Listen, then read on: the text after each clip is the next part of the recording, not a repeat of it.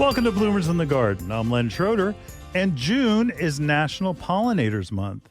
If you've ever wondered what the heck is a pollinator, we'll explain all about it in our first segment. Butterflies are the most important of the pollinators because they are probably the prettiest.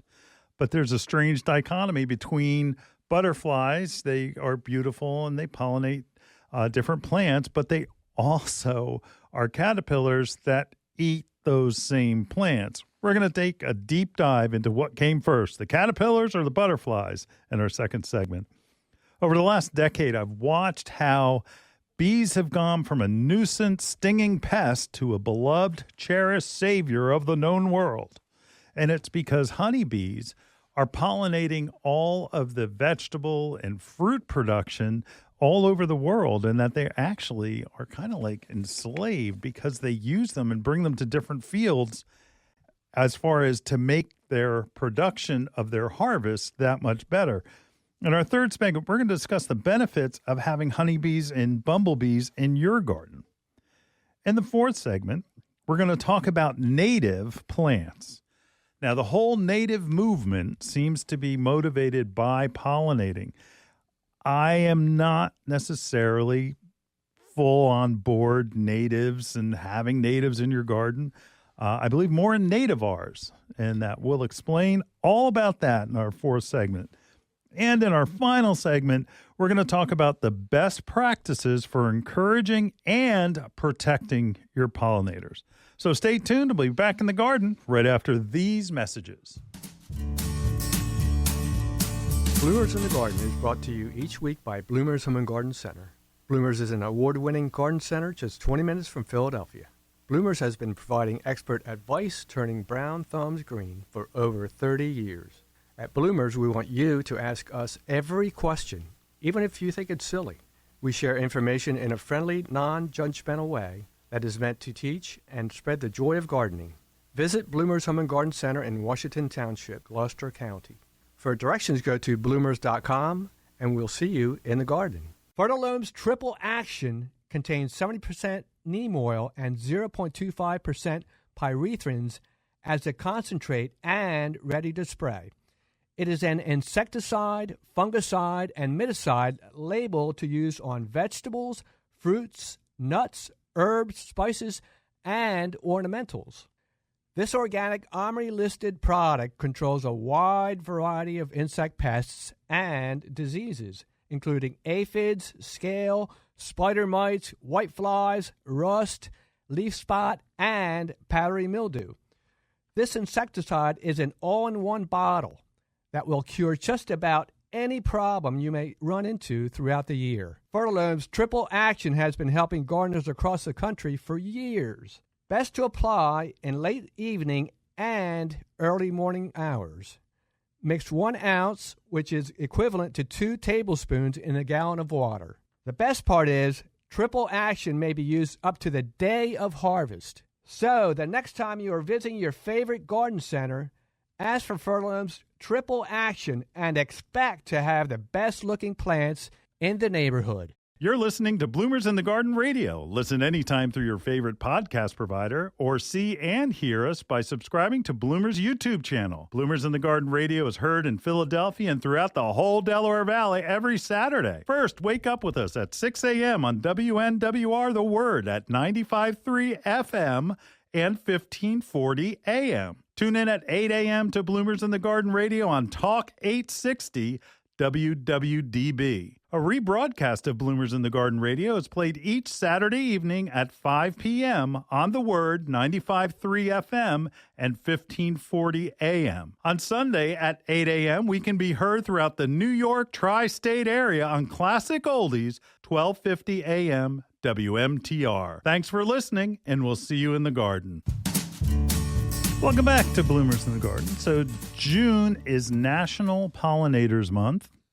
So what is a pollinator? What are they good for? We're going to explain.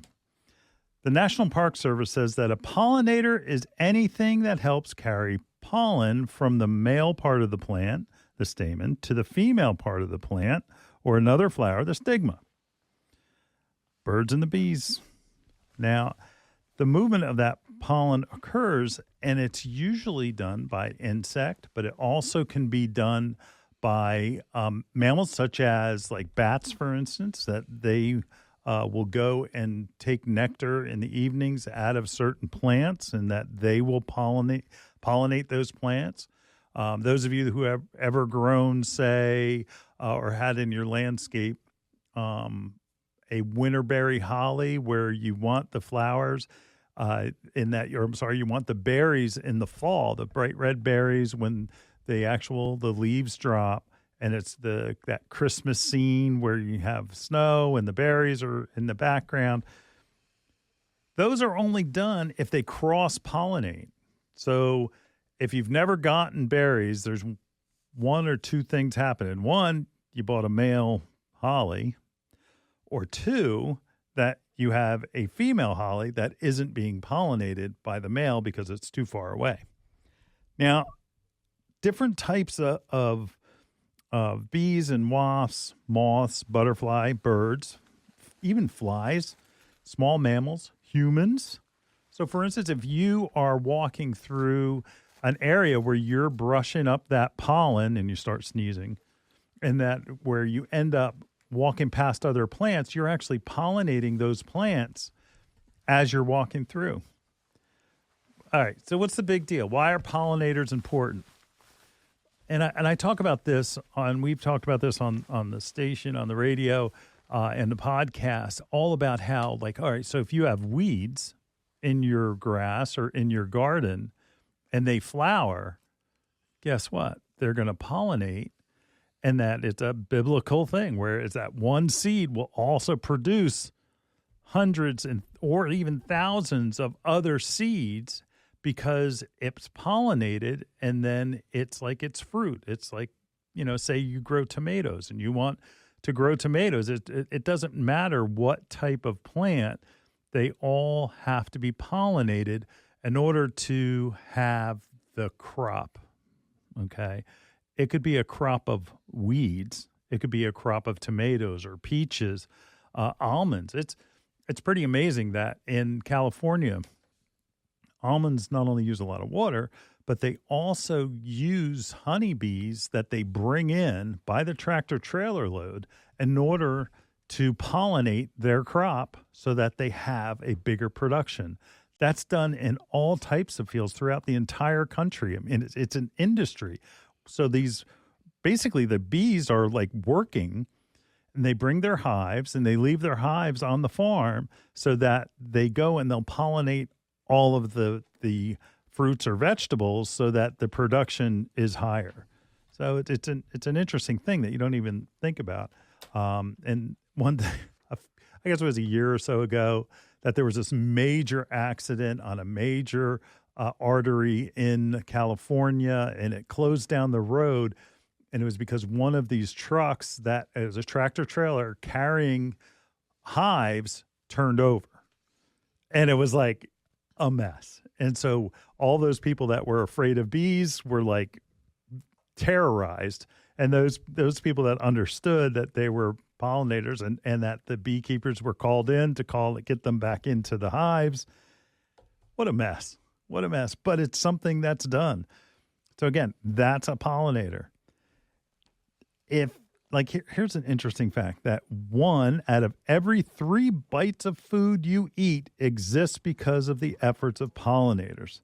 Fruits, vegetables, and seeds. They anything that's grown is pollinated.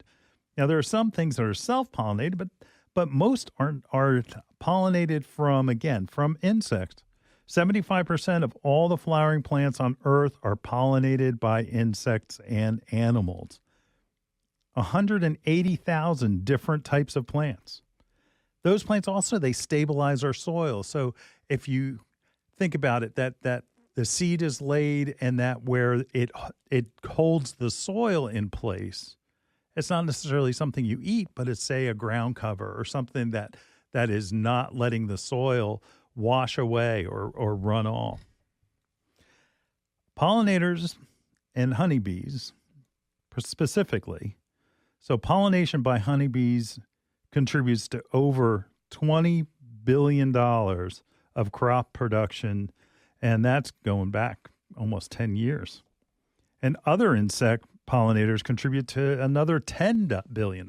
So it is an actual thing. You need pollinators. Pollinators are important. Pollinators in your garden are important. It's something where you should think about planting pollinator plants, and they could be shrubs, they could be perennials, they could be annual flowers, but they are specifically to draw the pollinators into your garden so that your garden's yield is that much more productive. Something to think about. Something to think about. And our next segment coming up, what we're going to talk about is about butterflies. Now, they are probably the original pollinators where people would talk about butterflies and how to get butterflies into their garden. And they really are doing it specifically because they're so pretty, but it actually became something where they became part of the pollinator movement. And we're going to talk all about that in our segment coming up. We'll be right back, right after these messages. Hi, this is Len Schroeder from Bloomers in the Garden. Do you have a landscape, garden, or plant question? If so, call or text us using the Bloomers in the Garden hotline. Dial 609-685-1880. That's 609-685-1880. Don't be shy. We want to hear from you. Call or text us and let us know what problems you're facing. Let us know how we're doing. Call or text 609-685-1880. If we use your comment on the air, we'll send you a free Bloomers t-shirt. Call or text us at 609-685-1880. That's 609-685-1880. And we'll see you in the garden. Wanting to up your game in the vegetable garden? With 90 years of organic gardening experience, the Espoma Company has you covered. Espoma Organic Garden Tone is not your average garden variety fertilizer. Garden Tone is especially blended for organic vegetable gardens. Its all-natural formula contains Biotone, a blend of organic ingredients that supplies essential nutrients for strong, healthy plants and mouth-watering vegetables. Its slow-release formula provides continuous feeding. The Biotone contained in Garden Tone is a combination of organic ingredients and beneficial microbes to help roots grow deeper and faster for bigger, more bountiful harvests. Garden Tone is simple to use and safe for people, pets, and the planet. No harmful chemicals or synthetic fertilizers are ever added. You can find Garden Tone at fine garden centers. Visit espoma.com to find a retailer near you. Garden Tone from Espoma, a natural in the garden since 1929. If you're like me, then you absolutely love birds. The Bird Sanctuary at Bloomer's Home and Garden Center has you covered. They're dedicated to the care and feeding of wild birds of all sorts. Want to bring more birds to your yard? Then you got to see this place. Bloomers has a huge flock of feeders, birdhouses, birdseed, and much, much more. Want to feed the birds and not the squirrels? They have this absolutely cool bronze bird feeder that will drive those sneaky squirrels nuts. They'll be moving to the next door neighbor in no time. OMG. Bloomers have these absolutely adorable birdhouses that will turn your yard into the perfect bird B&B. They carry all types of wild bird seed, suet, seed cakes, and mealworms. Bloomer stocks Lyric, Coles, CNS, Pine Tree Farms, and much, much more that will keep those beautiful birds coming back for more. Bloomer's Home and Garden Center is located in Washington Township in Gloucester County. For more information and directions, check them out on the web at bloomers.com. Bloomer's Home and Garden Center, you got to see this place. Welcome back to Bloomers in the Garden. We're talking about pollinators today. All butterflies, now think about this, all butterflies start life as caterpillars that are going to eat your plants, okay? And that it's an amazing process. And even like when we were kids, that all of this stuff, you saw like the butterfly and it was a caterpillar and then it pupated and spun a cocoon and it miraculously transforms into this butterfly. It is an amazing part of nature. And is like, how did that happen? Like, is that design? Anyway, that's another show. All of the butterflies that we get are going to be feeding on your plants. It's a question of how much are you going to let them eat? And there are certain ones, like everybody wants to keep the pretty ones. And some of the ones here in New Jersey, like black swallowtails and yellow swallowtails, look very similar, except one is yellow and one is black, and it has similar markings where towards the tail it's like an iridescent blue and has spots on the wings. And they're big. They're probably about 3 to 4 inches across. And they're beautiful. Both are going to like parsley and dill and fennel and rue, and that they're just they're just great butterflies. And they're the ones that you think, oh, look how pretty. But there are other ones that are kind of like American painted lady is a butterfly, smaller, and it kind of like, is that a moth or a butterfly? I mean, they're pretty, but they're not like stunning like, say, the eastern tiger swallowtail. But they all are going to be eating your plants. And to their credit, Centerton Nursery picked up on the fact that, hey, we need to plant plants to be eaten by the caterpillars. And they have a line called Caterpillar Candy, and it's just that. It's just meant it's all these different types of plants to be eaten by caterpillars so that they form butterflies.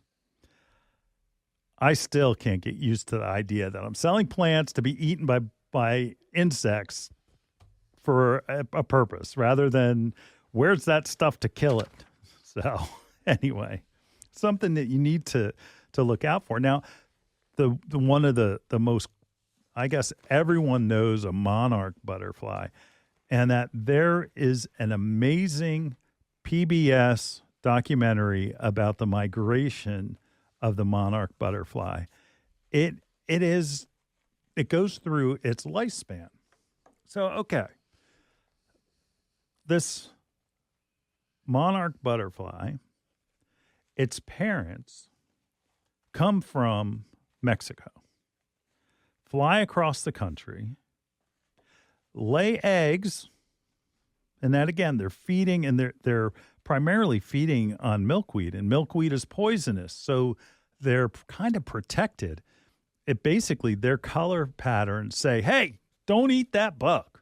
Don't eat that butterfly, not that one, because it's poisonous, and it can kill or make other, could be mammals for that matter, sick because it's basically all eating milkweed.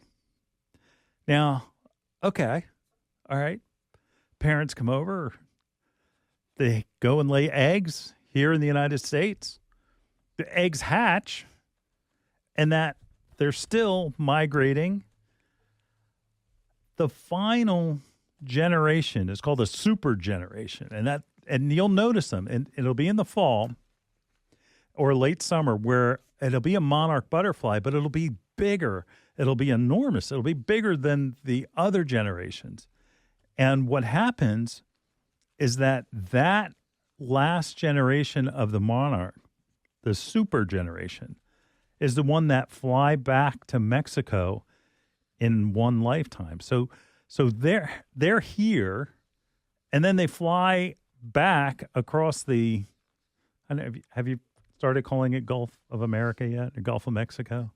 Yeah, it will always be the Gulf of Mexico. Yeah, I trip on it now and then. It's like, where's that? Oh, that's right. Google Earth. That's I think Google Earth changed it already. So yeah. Yeah. Well, I guess maybe it's like close to our side. Somewhere it changes to Gulf of Mexico, like closer to Mexico. My textbooks say Gulf of Mexico, and I guess my kids' textbooks are going to say Gulf of America. Right.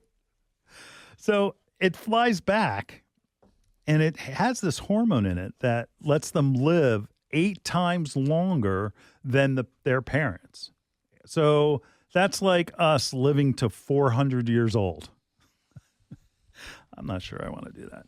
But or fly across the Gulf of America and then the Gulf of Mexico and go and start the cycle all over.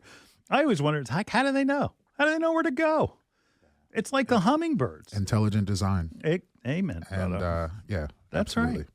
It's one of those things where hummingbirds are kind of following a similar path where they're born here. Say they hatch in New Jersey or Pennsylvania or New York, and they know to go back across the Gulf of Mexico when the sunlight starts to get less and less. Who gives them directions? I don't know. So the monarch butterfly has the super monarch that it's bigger and that you don't want to make sure, those are the ones you just really, really want to protect. And that, so they go and that they'll go and back to Mexico, which is just blows my mind.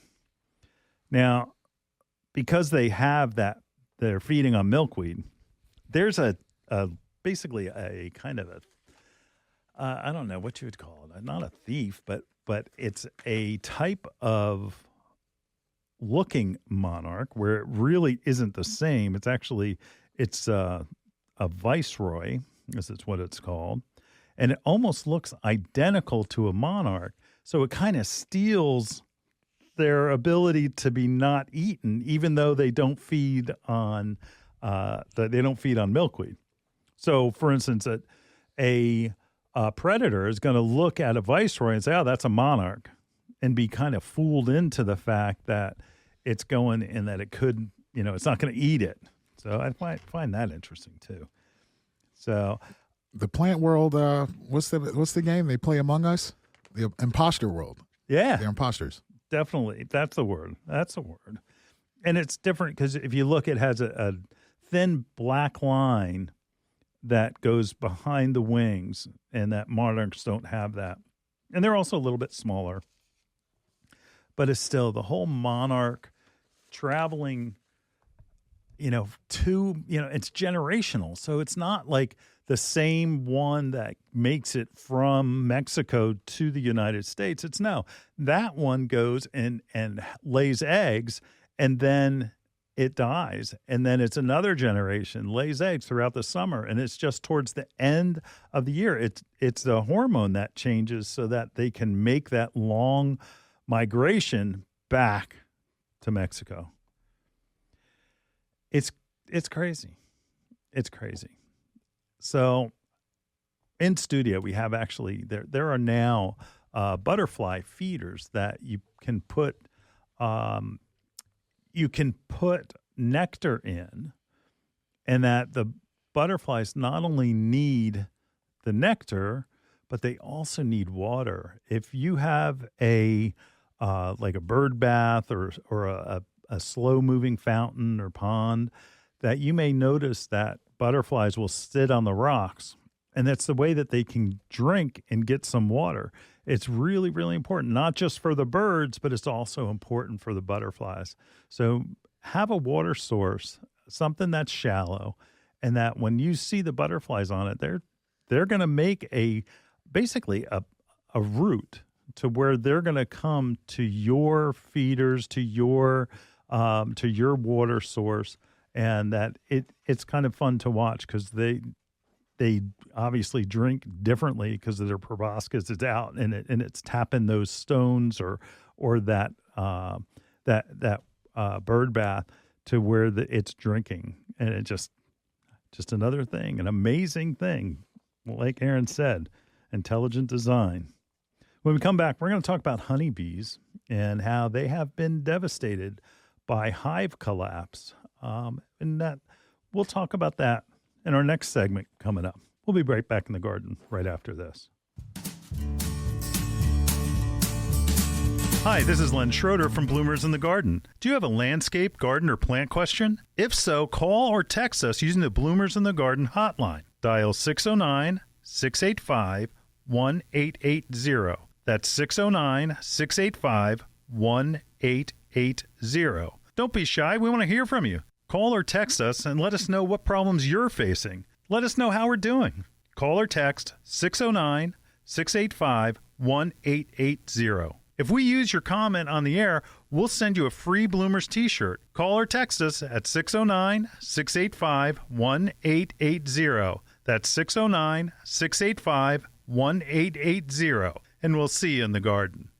We are proud to announce that Bloomers in the Garden has partnered with Renewal by Andersen of Greater Philadelphia, Delaware, South Jersey, and Southern Maryland. Renewal by Andersen is the top window and door company in the United States, specializing in replacement windows and doors. You might be thinking right now, what the heck do windows have to do with gardening? Well, Renewal by Andersen makes this beautiful garden bay window that's energy efficient and made from recycled materials. It's perfect for growing the finest indoor plants possible. When you are looking out your windows filled with plants in your beautiful garden, you don't want to see old windows that are cloudy, warped, or even rotting. That's why people in the horticulture community love Renewal by Andersen. Not only do we want our gardens to be beautiful, but their homes as well. Renewal by Andersen participates in horticultural events such as flower shows, earth days, and eco fairs. To get more information and set up a free home consultation, please visit www.philadelphiawindow.com and be sure to tell them Bloomers in the Garden sent you. Is she gone? Nope, she's still standing there. What is she doing? I think she's watching the grass grow.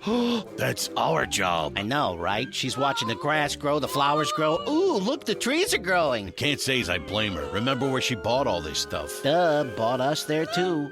Bloomers Home and Garden Center. Find us online at bloomers.com. Welcome back to Bloomers in the Garden. So, honeybees, there's something that's called hive collapse. And it's kind of like insecticides have been blamed for some of it. Like New Jersey and I think Pennsylvania and New York have all lost an insecticide called imidacloprid, where they took it off the market. Actually had somebody calling yesterday who had issues with a tree, and the way it was used was a drench, but it's off the market because it had a neurotoxic effect on bees if you sprayed the bees. The problem is none of the directions for this insecticide, it was never a spray. It was a drench, or it was something that was put onto the ground. Regardless, it's no longer available, and I would probably imagine that as we get through the rest of the country, it's not going to be available. So that was originally thought of, that it was the hive collapse was being caused by neonicotinoid insecticide. So we'll see. We'll see what happens. You think about a hive, a honeybee hive. There's a queen, and the queen is everything, lays the eggs, and that it's the drones, okay? The drones basically are the worker bees. And we've all heard about that. And that where a honeybee, again, that colony will need to create eggs and create food and do all of those things that we know about honey and so on and so forth. But they need to go into to get pollen and to turn that into a form that can be utilized. So hive collapse, there is some, if you've been lucky enough to see any documentaries about bees and such, you'll see where a hive is moving and they follow the queen, or a new queen is created because the queen dies. It's an interesting process, and I you should look it up because it's fascinating to see. But the destruction from the hives, they trace back to a mite, which is another insect. And it's considered the most serious of all of the detriments to all of the hives. It's like a parasitic mite, and it's called varroa, VARROA mites, and it has a virus, and it affects all colonies. Now, they had done a study back in 2020 where that 43% of colony loss had been happening in honeybees across the country. Now, that's significant because no bees, no food production. Think about that. The bees are creating our food because it's pollinating the plants, which produce the fruits and vegetables and so on and so forth, and seeds that we eat. Now, we found that in those hives that that the parasites where the workers were deformed. They showed that the actually pupa was affected and eaten. It's also where it's just the hive itself was obviously empty. So it's disease. It's a disease that the mite carries. That this is not unheard of in the horticultural world. This happens with plants quite a bit. So it's just that the whole population of honeybees that are producing our food, that they're dwindling. And that's scary. That's scary. So what do you do? You plant pollinators. That's why it's Pollinators Month. So if you want to help the bees, here are some things to plant. We have some of the examples. If you're looking on YouTube, please go on to the Bloomers in the Garden YouTube channel. We have lavender, catmint. Catmint is like taken over the perennial world. There's a catmint called cat's pajamas that we just barely can keep in stock. Sage, herbs like cilantro, thyme, fennel. That, like crocus, I think is stupid. And crocus is suggested, but it's such a short-lived plant. But then again, it's one of the first available flowers to be able to pollinate. So I can understand that part of it, but it's not like it lasts for a long time. Asters, absolutely. Usually it's a fall flower. Hollyhocks, yes. Anemones, yes. Geraniums, hardy geraniums, absolutely. Poppies, okay. Sunflowers, absolutely. Sunflowers for both butterflies and bees because it allows a surface for them to land on and be able to harvest all that pollen. Zinnias, same type of thing where a zinnia is almost looks like an annual coneflower. But I think it was what came first, the zinnia, the coneflower? Zinnia. Heliotrope, same type of thing. A bunch of vegetables that you can do. If you grow fruits like blackberries, that's perfect. Fruit trees, absolutely. That they're going to attract bees. And that what we have to do is make sure that we're feeding those colonies so they don't end up dying out. Again, be careful when you're spraying insecticides, even organic insecticides. We're going to talk a little bit more about this in the later show, but I can't say enough to spray your insecticides at night or just before dark.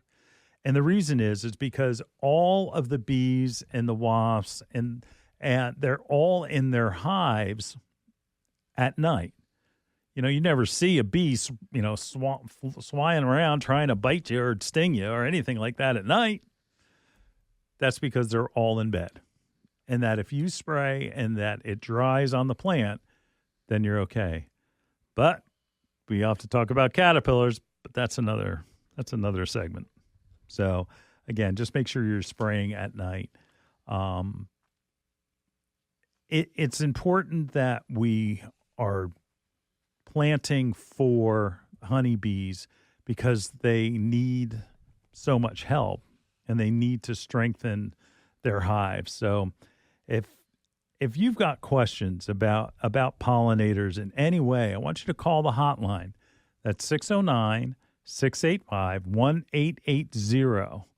And that will help you work through it because it can be confusing. Like what insecticide can you use? generally, if you have that insecticide dry, there was a study that was done where they had used a systemic insecticide on clover, and where the clover flowers bloomed, that it wasn't transferred pollen, the insecticide to the pollen. So again, it's more that your time that you're doing it, and this is for bees. We're not talking about caterpillars, but for bees, that you're not, as long as it's dry, that most of them are okay. But if you look on the back, like most of the organics or the safe insecticides, supposedly, bees are going to be listed. So if you can do mechanical control where you're actually taking, you can see the insects and you can take them off and drop them in a thing of, we used to do it on the farm with kerosene, that we used to just drop it into a coffee can that had a little bit of kerosene in it, that would be our organic way to control insects. Something to think about. It's a deeper conversation than this show is going to have. But if you want to have it one-on-one, call that hotline. That's 609-685-1880. We'll be back in the garden right after this. Hi, this is Len Schroeder from Bloomers in the Garden. Do you have a landscape, garden, or plant question? If so, call or text us using the Bloomers in the Garden hotline. Dial 609-685-1880. That's 609-685-1880. Don't be shy. We want to hear from you. Call or text us and let us know what problems you're facing. Let us know how we're doing. Call or text 609-685-1880. If we use your comment on the air, we'll send you a free Bloomers t-shirt. Call or text us at 609-685-1880. That's 609-685-1880. And we'll see you in the garden. Fertilome's Triple Action contains 70% neem oil and 0.25% pyrethrins as a concentrate and ready to spray. It is an insecticide, fungicide, and miticide labeled to use on vegetables, fruits, nuts, herbs, spices, and ornamentals. This organic OMRI-listed product controls a wide variety of insect pests and diseases, including aphids, scale, spider mites, whiteflies, rust, leaf spot, and powdery mildew. This insecticide is an all-in-one bottle that will cure just about any problem you may run into throughout the year. Fertilome's Triple Action has been helping gardeners across the country for years. Best to apply in late evening and early morning hours. Mix 1 ounce, which is equivalent to 2 tablespoons in a gallon of water. The best part is Triple Action may be used up to the day of harvest. So the next time you are visiting your favorite garden center, ask for Fertilome's Triple Action and expect to have the best-looking plants in the neighborhood. If you're looking for a specific potting soil for your house plants rather than just a generic professional potting soil that sometimes, let's just say, it can be a little soggy, the Cape Netic Blend Organic and Natural Indoor Houseplant Mix from Coast of Maine is what you're looking for. It's specially formulated for indoor houseplants and flowers using a coarse coconut core, that's important, perlite, and aged bark to optimize drainage and aeration for robust root development. The coconut core is what true gardeners and professionals are looking to replace some of the peat moss that are in most potting soil blends. It adds a little more air around the root system without having it dry out. The peat sometimes gets a little wet. Do you have any fungus gnats flying around? That happens too. So if you've got the coconut core in your mix, it's something that's going to be better certainly for indoor houseplants. So whether you're growing peace lilies, spider plants, philodendrons, monsteras, or other popular or exotic houseplants, this unique compost-free blend provides the optimum structure and benefits for nurturing strong, beautiful indoor plants. And again, that's the Cape Netic Blend Indoor Houseplant Mix by Coast of Maine. Look for it at your local garden center. Welcome back to Bloomers in the Garden. So, I'm going to say it.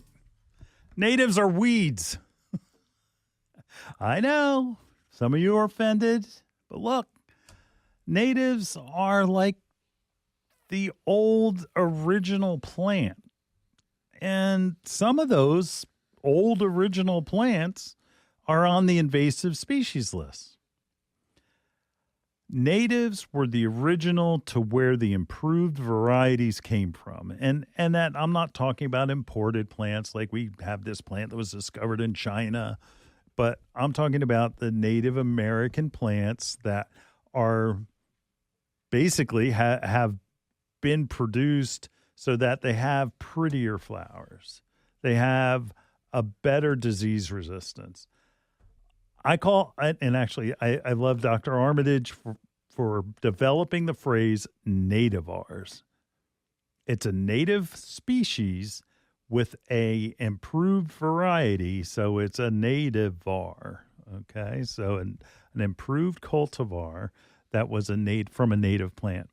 A couple years ago, we interviewed Bobby Blue, one of the owners of Centerton Nursery, and I commented about the statement that they had on their website about native plants. Now, I'm going to have to justify this when I'm done, but here's what they said, and I agree completely. We are for native plants. We are also for non-natives that perform responsibly and as part of the world. Some fanatics would like to legislate what we can and cannot plant. They are strictly native plants. We have a problem with that concept. Limiting ourselves to non-natives is equivalent to saying only a certain kind of person should be allowed to live in this community. If we Americans had to eliminate non-natives, we'd have to get rid of cats, dogs, tomatoes, potatoes, Hondas, Toyotas, and most of us. Let's face it. We are citizens of the world's community. Each nation has a lot of good citizens and a few bad ones. As far as we're concerned, all the people and plants that mind their manners are welcome. I will add one more thing. There are natives that are pretty and natives that are pretty darn boring. If it isn't appealing, people don't want it in their yards. We don't grow plants based on biased agendas. We grow plants that good people treasure and value and leave the political schemes to others. The next year, Bobby developed a whole line of native plants that were designated with tags that were for sale and through the garden centers that purchased their plants. And because there's a desire, like we do all the time, every weekend. Do you have any natives? Do you have any natives? Do you have any natives? And the press or the information, whether it's online or wherever it's from, is talking about how great natives are. And they have their place. But generally, they're not the best plant, because the best plant are the natives that have the cultivars that are improved. In the studio, we have Bee Balm, which is, the botanical name is Monarda, but this is a hybrid. Bee Balm, the old Bee Balm, like it seems like you have it a week and then it has powdery mildew all over it. But they have developed disease-resistant Bee Balm that does not get the powdery mildew. Give me that one. I don't want the native one. The native one, it's going to die. Other natives are just like weedy. They aren't pretty. And that it's one of those things where if you're a native person, I challenge you to really, some people say, it's like, oh, look, it's so pretty. It's a garden. It just doesn't look as nice as if you're using some of the hybrids. And that's where I stand. Now, Centerton has done the world a great favor by identifying native plants. And I'm not talking native birds. They're talking about the exact native plants.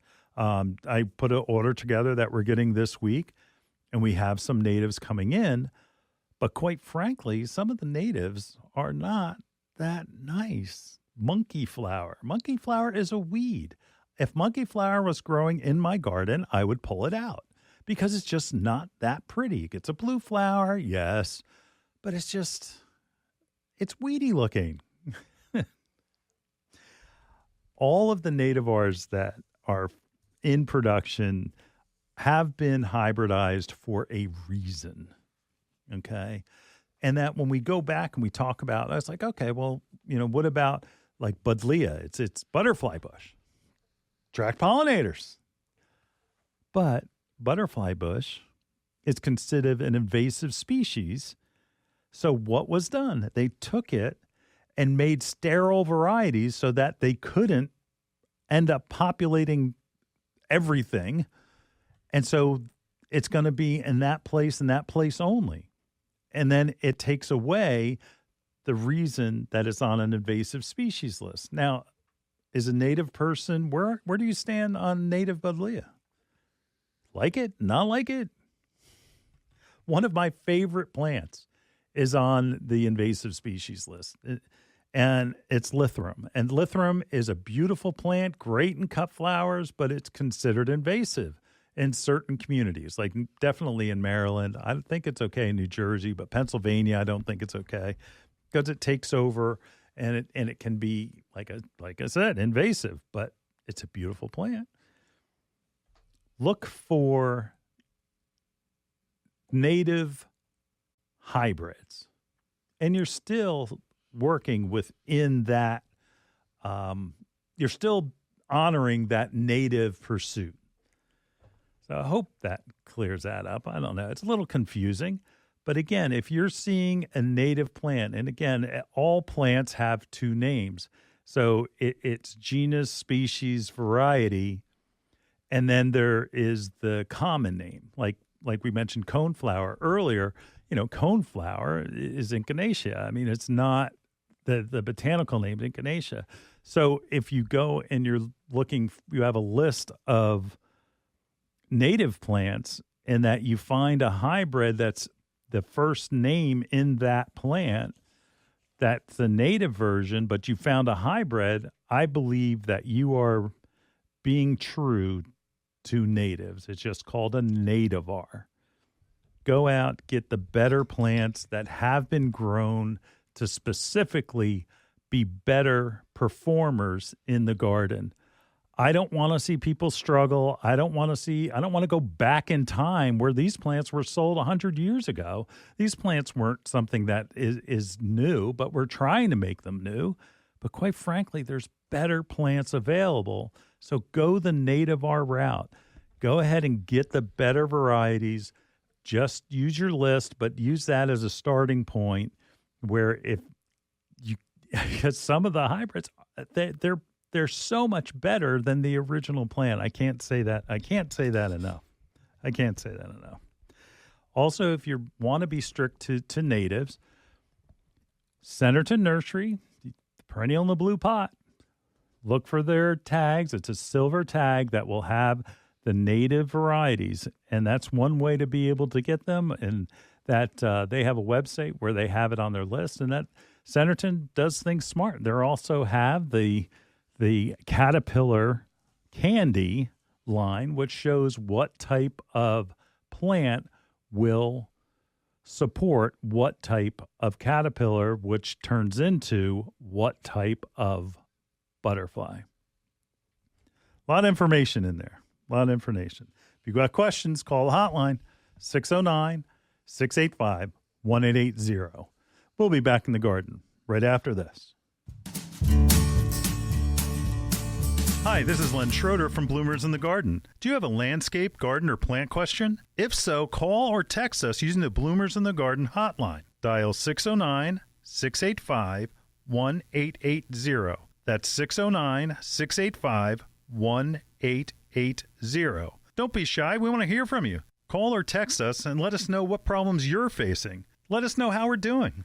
Call or text 609-685-1880. If we use your comment on the air, we'll send you a free Bloomers t-shirt. Call or text us at 609-685-1880. That's 609-685-1880. And we'll see you in the garden. Wanting to up your game in the vegetable garden? With 90 years of organic gardening experience, the Espoma Company has you covered. Espoma Organic Garden Tone is not your average garden variety fertilizer. Garden Tone is especially blended for organic vegetable gardens. Its all-natural formula contains Biotone, a blend of organic ingredients that supplies essential nutrients for strong, healthy plants and mouth-watering vegetables. Its slow-release formula provides continuous feeding. The Biotone contained in Garden Tone is a combination of organic ingredients and beneficial microbes to help roots grow deeper and faster for bigger, more bountiful harvests. Garden Tone is simple to use and safe for people, pets, and the planet. No harmful chemicals or synthetic fertilizers are ever added. You can find Garden Tone at fine garden centers. Visit espoma.com to find a retailer near you. Garden Tone from Espoma, a natural in the garden since 1929. Your next houseplant is waiting for you in Bloomers Home and Garden Center's greenhouse. Bloomers recognizes that houseplant choices are as important to your interior decorating as the fabric on your couch. The right plant, paired with the perfect container, can bring a dynamic change to your home. A houseplant brings life to your world and connects your home's interior to the greater outdoors. Even a small succulent placed on your coffee table has a way of connecting your living room to the Amazon rainforest. How about an air plant in your kitchen? Looking for an indoor flowering plant to add color to your plant palette? Bloomers has a large revolving assortment of flowering beauties. From aglaonemas to ZZ plants, Bloomers Greenhouse is stocked with your next favorite indoor plant. Bloomers carries a large selection of pottery and containers to match your home's decor and make any of your plants more beautiful. Bloomers experts can help you care for your plants and have the fertilizer, insecticides, leaf shine, and specialty soils you need to grow healthy and happy indoor plants. Visit Bloomers Home and Garden Center's greenhouse and make every room in your home a living room. Visit bloomers.com for more information. That's bloomers.com, and we'll see you in the garden. Welcome back to Bloomers in the Garden. So, you're committed to pollinators. You want to have them growing in your garden? So what do? First of all, you should designate an actual garden to pollinators, because if you don't, you're going to restrict yourself to no pesticides and no organics even. So you need to go and put basically a section of your garden, or depending on what size you want it, and just have that all natural. Okay? If you have another garden and you need to spray insecticide, try to do it when there are no flowers present. Now, you can do that early because most of the vegetables we plant, they're planted as seedlings before they flower, and that you can spray and you can do things. And also, like I had said earlier in a previous segment, you want to spray just before dark when all the pollinators are in for the evening. That will keep them safe. And don't think you're safe with just organics, because organics are just as poisonous as other insecticides for bees and caterpillars and things, sometimes even more so. But if you are careful and you're doing organics, some of the organics don't last very long. Like we talk about Triple Action is one of our VPG Fertilomes products. It's great, but it has a natural pyrethrin that is only going to last for a short time because it degrades with sunlight. That's the kind of organic that you should use.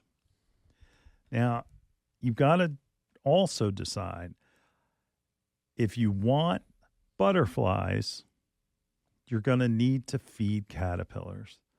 People think I'm crazy because that white, pretty, looks like a butterfly that flies over your broccoli and well, at least it does over mine that I have for sale. What they're doing is they're dropping eggs, and that you need to remember that the plants that the butterflies are going to feed off of are the same ones where they're going to start their next generation, so they're laying eggs.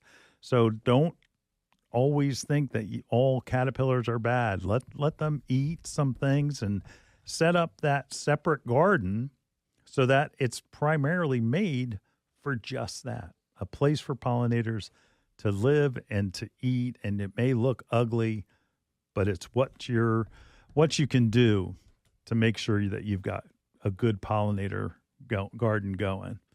We'll be back in the garden right after this.